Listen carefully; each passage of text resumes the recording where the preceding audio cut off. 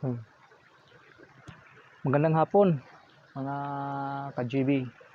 For today's video, dito po ko ngayon sa ilog ng bayan ng Nara.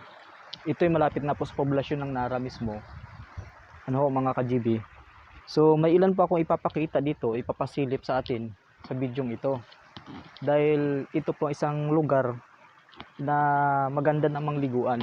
Ilog din po, wala nang pagkaiba. So marami po tayong ilog na magagandang liguan dito mga ka-GB.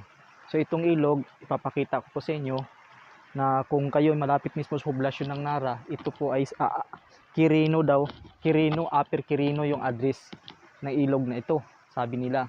Kasi may nagtatanong po ako kanina doon sa nasalubong ko kung ano pangalan ng ilog na to. Sabi nila Quirino.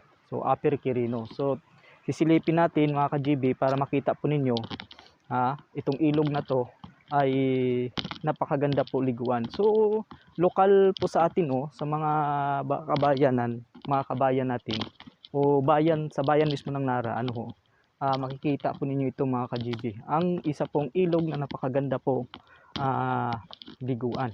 So tara, tingnan po natin mga ka-GB. Yan. Isa pong lugar naman na maganda pong liguan mga ka-GB, tingnan po ninyo. Ayan, so napakaganda po.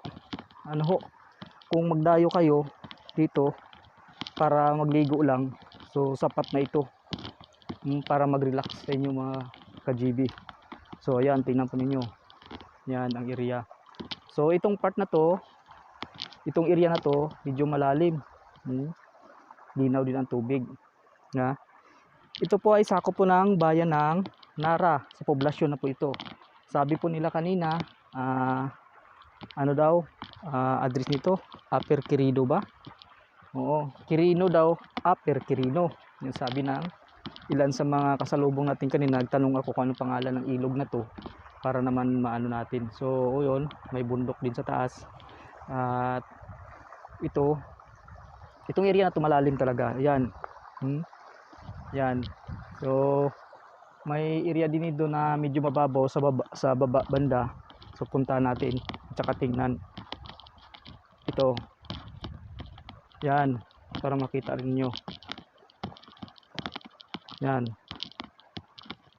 At kung gusto niyo pumunta rito mga ka-GB, iabot ko ng 4 wheels pang yung sasakyan dito, 3 wheels man o 2 wheels.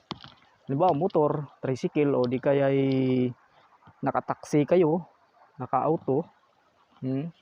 Dadaan po kayo mismo sa poblasyon ng bayan ng Nara bago po kayo makarating dito. Ayan po mga ka-GB, makita po ninyo yan. Yan ang isa pong lugar na gusto po nyong liguan na malapit mismo sa bayan ng Nara. Mga ka-GB. So kung gusto ninyo magpasyal man lang, maligo, mag-relax, so ito na, pwede na po kayo malapit mismo na sa bayan ng Nara. Sige, mga kailan lang na mga video ko, makita po natin.